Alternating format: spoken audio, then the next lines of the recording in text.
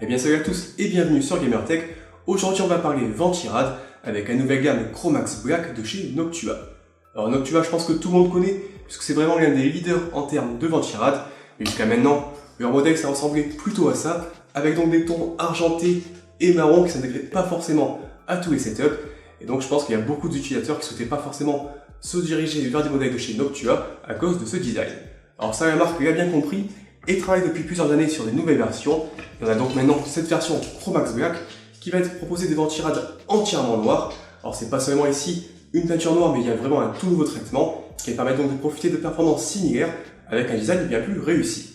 Donc on va découvrir tout ça dans cette vidéo puisque je vais vous présenter 3 Ventirad. Je vais vous montrer un peu leur design et leur installation et je ferai ensuite bien sûr le point sur les performances. Comme d'habitude, si vous avez des questions, n'hésitez pas à les poster dans les commentaires. Et bien sûr, après la vidéo, si la vidéo vous a plu, n'oubliez pas de mettre un petit pouce bleu et de vous abonner à la chaîne. On débute cette présentation avec une Noctua NH-U12S qui sera probablement le modèle le plus plébiscité. Alors d'une part par son format probablement plus adapté à la plupart des configurations et d'autre part par son tarif d'environ 70€, soit 10€ plus cher que la version classique. Le Ventirad est livré dans une boîte cartonnée reprenant les tons sombres de cette gamme. On y retrouve les principales caractéristiques du modèle. Je vous ajoute d'ailleurs en description un lien vers la fiche technique du produit, où vous pourrez retrouver toutes les caractéristiques complètes. A l'intérieur, on retrouve les éléments suivants, avec le dissipateur NH-U12S, un ventilateur Noctua NF-F12, un adaptateur pour réduire la vitesse du ventilateur, un tube de pâte thermique Noctua NT-H1, les supports de fixation pour sockets Intel et AMD, une fixation pour monter un ventilateur supplémentaire, ou encore un guide de montage complet pour les différents sockets compatibles. Avant d'en venir justement au montage du Ventirad, je fais un petit point rapide concernant son design.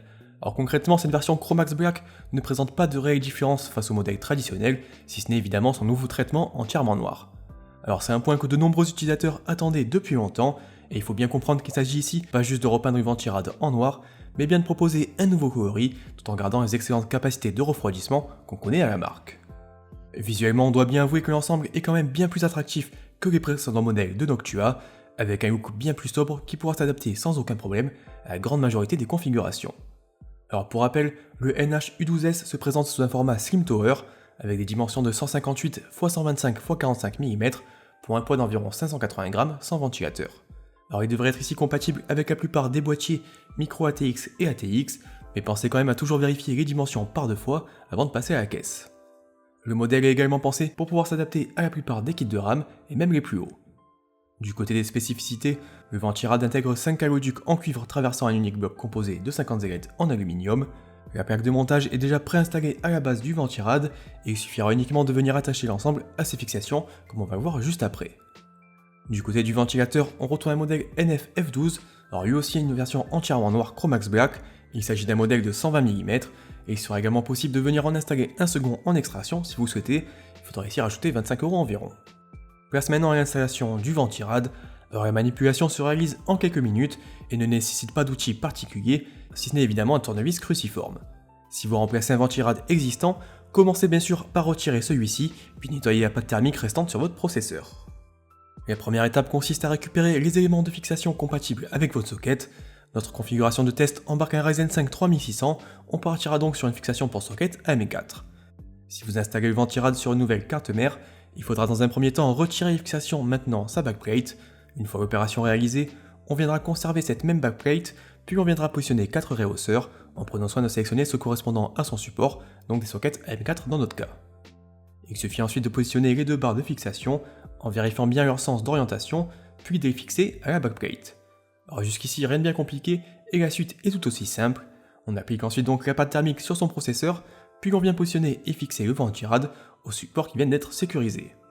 Vissez les 2 côtés au fur et à mesure en alternant régulièrement afin d'appliquer une pression homogène sur votre processeur et correctement étaler votre pâte thermique. Ici pas besoin de forcer comme une brute une fois que les vis sont verrouillées. Une fois le bloc monté, il ne reste plus qu'à fixer le ventilateur grâce aux tiges de fixation fournies, puis de connecter celui-ci à votre connecteur CPU fan sur votre carte mère. Le montage terminé, le NH-U12S se montre finalement assez discret sur notre configuration, et cette version Chromax Black a quand même bien plus d'allure que les précédents modèles de la marque. Alors n'hésitez pas d'ailleurs à me dire un peu ce que vous en pensez de votre côté dans les commentaires. Avant d'en venir aux performances, je fais un petit tour rapide sur les autres modèles proposés par Noctua pour cette gamme Chromax Black. Donc aux côtés du NH-U12S, on retrouve tout d'abord l'énorme NH-D15. Alors bien plus imposant, le modèle embarque cette fois-ci 2 dissipateurs et s'adapte tout particulièrement aux configurations les plus puissantes et aux utilisateurs souhaitant un peu plus pousser leur CPU niveau overclocking. Alors comme avec le NH-U12S, le modèle est ici livré dans une boîte cartonnée reprenant toutes ses caractéristiques et embarquant l'ensemble de ses accessoires. Le modèle pourra lui aussi s'adapter avec les sockets pour processeurs Intel Core ou AMD Ryzen. Notez qu'à l'intérieur de la boîte, on retrouve cette fois-ci non pas un ventilateur, mais 2 ventilateurs NF-A15 en PMW de 140 mm. Côté design, le NHD15 Chromax Black se voit donc lui aussi offrir une robe entièrement sombre.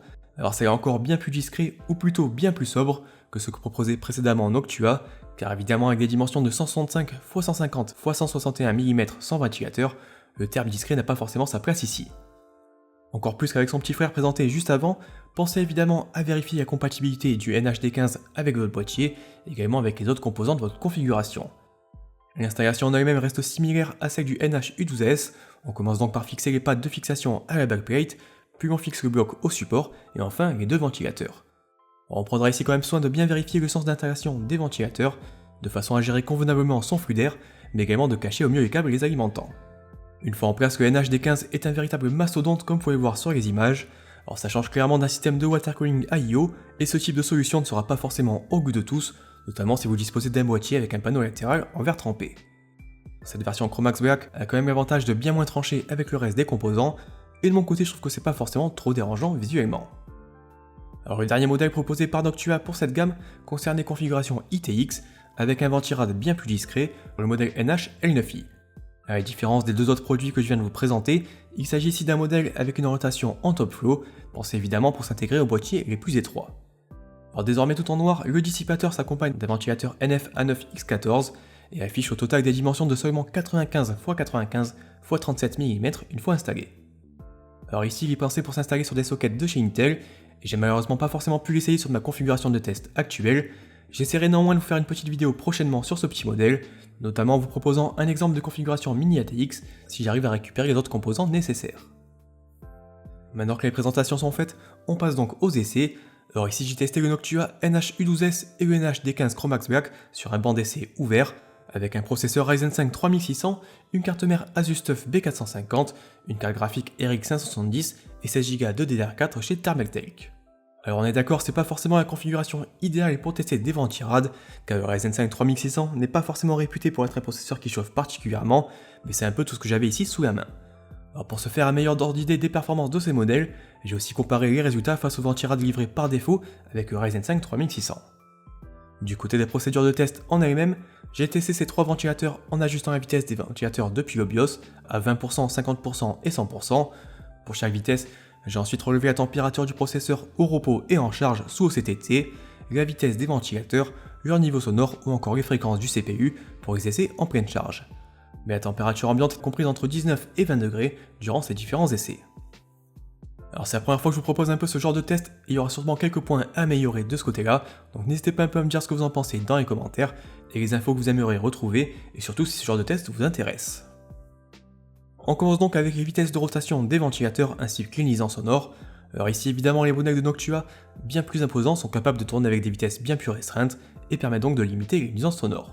Concrètement à 20% et 50% de leur vitesse maximale, les 2 ventirades sont quasiment inaudibles et permettent, comme on va le voir juste après, de conserver des températures parfaitement maîtrisées au repos ou en charge. Avec le NH-U12S et le NHD15, on obtient des températures en idle respectivement de 32 degrés et 31 degrés, contre près de 37 degrés pour le ventirad d'AMD avec un ventilateur à 20%. Si on passe maintenant en pleine charge pendant une dizaine de minutes sous CCT, la température du Ryzen 5 3600 grimpe à 67 degrés pour le NH-U12S et 62 degrés pour le NHD15 avec ses ventilateurs à 50%. Dans cette configuration, on conserve donc des températures toujours maîtrisées et surtout une machine très silencieuse. Le ventirad d'AMD n'est lui pas capable de rester à seulement 50% de sa vitesse de rotation maximale et dépasse automatiquement ce seuil, donc j'ai pas forcément validé la mesure. Toujours en pleine charge mais cette fois-ci avec des ventilateurs à 100%, on ne dépasse pas les 62 degrés avec les 2 modèles de Noctua, contre 79 degrés pour le modèle d'AMD. Alors par curiosité, j'ai également relevé la fréquence moyenne du processeur dans ces conditions. On remarque ainsi qu'à température similaire, le NHD15 permet de profiter d'une fréquence légèrement supérieure à 4,17 GHz contre 4,9 GHz pour le NH-U12S et 3,97 GHz pour le modèle de chez AMD. En pratique, pas certain que ces différences soient réellement identifiables avec le Ryzen 5 3600 et notamment lors du gaming. Pour autant, les températures sont vraiment mieux maîtrisées et notre machine est surtout bien plus silencieuse. Allez, voilà un peu ce que je pouvais vous dire aujourd'hui sur cette nouvelle gamme Noctua Chromax Black. Donc c'est vraiment un bon point que le constructeur propose désormais ces modèles entièrement noirs, parce que comme on l'a vu, niveau design, c'était pas forcément le top précédemment. Et ici, on va vraiment conserver des ventirades qui fonctionnent très bien et de manière très silencieuse, avec maintenant un design qui pourra vraiment s'intégrer à la plupart des configurations. Donc comme d'habitude, si vous avez des questions, n'hésitez pas à les poster dans les commentaires. Si la vidéo vous a plu, vous pouvez mettre un petit pouce bleu et vous abonner à la chaîne en activant les notifications. Et moi je vous dis à la prochaine.